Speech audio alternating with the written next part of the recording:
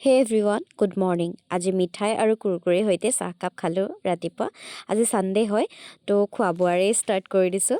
এয়া আছিলে পপকৰ্ণ, মায়ে পপকৰ্ণ কেইটামান বনাই দিলে, তো সেয়া খাই ল'লোঁ।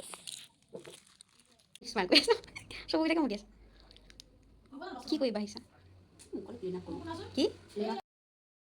সন্ধিয়া মাৰ লগত পাৰ্লাৰ গ'লোঁ, তাৰপাছত আহি জুইৰ আমেজ ল'লোঁ অকণমান। তাৰপাছতে এয়া চাহৰ পৰ্ব।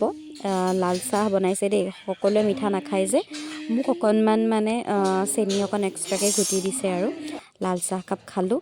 মই আকৌ বিস্কুট ঘুটি পেলাই খাওঁ, মানে চাহত বিস্কুটটো দি লওঁ, দি লৈ পেলাই পিঠাগুড়ি যেনেকৈ খায় আগৰ দিনৰ মানুহে, মই তেনেকৈ খাওঁ।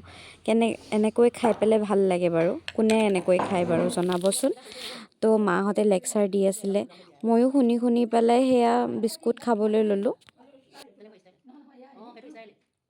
মোৰ ছানডে' এনেকৈ ফেমিলিৰ লগতে মই মানে স্পেণ্ড কৰি দিওঁ। মানে মোৰ ঘৰতে থাকিয়ে ভাল লাগে, খুব শুওঁ, খাওঁ আৰু মাৰ লগত খুব লেকচাৰ দিওঁ। তো এনেকৈ দিনটো মোৰ পাৰ হ'ল। দেওবাৰ দিনটো আপোনালোকৰ কেনেকৈ পাৰ হ'ল ক'বচোন বাৰু। আকৌ কাইলৈৰ পৰা ষ্টাৰ্ট হৈ গ'ল অফিচৰ দিন। তো সোমবাৰটো আহিলে মনটো অকণমান বেয়া লাগে বাৰু, এডজাষ্ট কৰি লওঁ আৰু। কিন্তু ছানডে'টো আহি থকা সময় একদম বহুত বেছি ভাল লাগে। কিন্তু আজি দিনটো কেনেকৈ গুচি গ'ল মানে গমকে নাপালোঁ।